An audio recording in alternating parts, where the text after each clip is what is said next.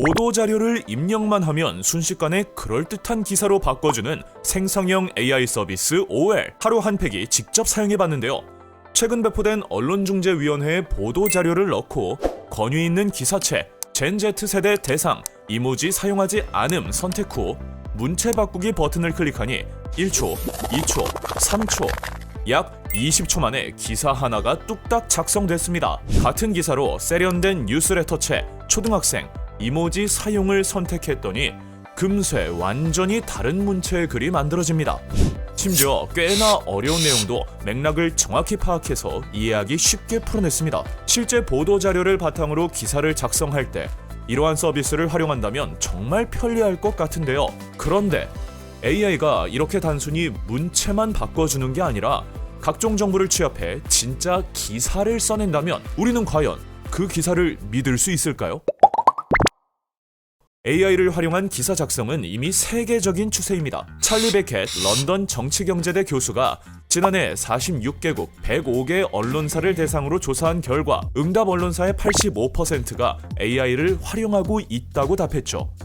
국내 여러 언론사도 뉴스룸에 AI 기술을 도입하고 있습니다. 특히 조선일보는 벤처기업과 협업해 AI 어시스턴트라는 프로그램을 개발했는데요. 기자들의 내부 보고 내용이나 보도 자료를 입력하면 자동으로 기사 초고를 작성해주는 시스템입니다. 직접 사용해본 기자들의 평가는 꽤나 긍정적입니다. 조선일보 노조는 AI 어시스턴트가 작성한 기사의 완성도가 대체로 높은 편이라고 설명했죠. 실제로 기자들이 AI를 잘 활용만 한다면 방대한 데이터 속에서 뉴스 가치가 있는 사건을 선별해 취재에 나설 수 있고 단순 업무에서 벗어나 심층 취재와 보도에 더욱 집중할 수도 있죠. 그러나 아직은 우려되는 점이 더 많습니다.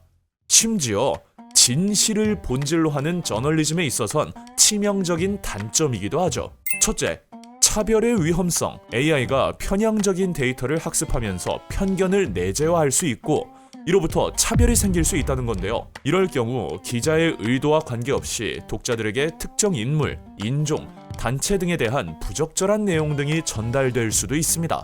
둘째, 허위 정보의 생성과 확산. AI의 본질은 데이터를 수집하고 분석하는 건데요.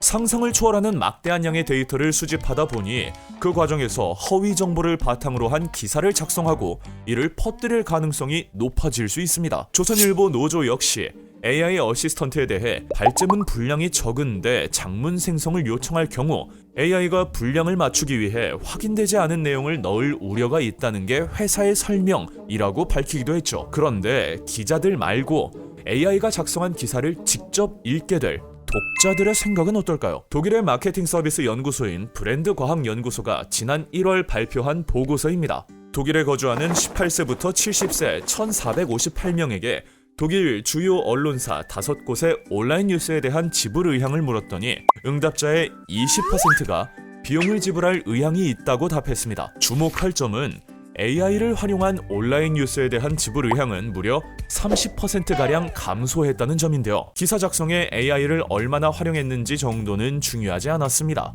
AI 기사에 대한 독자들의 낮은 신뢰도를 보여주는 결과죠. 실제로 전문가들은 AI 저널리즘 환경 속에서 기자의 역할은 더욱 중요해질 것이라고 예상합니다. 결국 기자가 기사의 사실 여부를 최종적으로 확인하는 검증자이자 책임의 주체가 되어야 한다는 건데요. 찰리 베켓 교수는 한 인터뷰에서 AI 혼자 작동하도록 내버려둬서는 안 된다면서 AI가 광범위하게 활용될 것은 자명하지만 앞으로 인간적인 요소가 더욱 중요해질 것이라고 말했습니다. 하루가 다르게 발전하는 AI 기술이 가져올 새로운 저널리즘의 미래는 어떻게 될까요? AI 저널리즘 시대. 지금 이 영상을 시청하고 있는 여러분, 즉 독자들의 역할 또한 결코 작지 않습니다. AI 학습 데이터의 상당 부분은 우리가 소셜미디어를 통해 생산하는 정보에서 수집되는 만큼 우리는 AI 설계 과정에 적극 참여하고 감시해야 하는데요. 독일 튜빙겐 대학의 예시카 헤젠 박사는 이용자가 플랫폼 기업에게 데이터 이용의 투명성을 요구할 수 있어야 하고 무엇보다 비윤리적인 AI 개발은 거부할 수 있는 권한을 가져야 한다고 말하기도 했죠. 특히 저널리즘 분야에서는 AI는 보조 수단일 뿐 결국 기자와 독자의 역할이 더욱 중요하다는 사실을 우리는 잊지 말아야 합니다. AI 저널리즘, 여러분은 어떻게 생각하시나요? 이번 영상에 대한 생각 또는 하루 한 팩에서 다루어줬으면 하는 내용이 있다면 댓글로 남겨주세요. 그럼 안녕!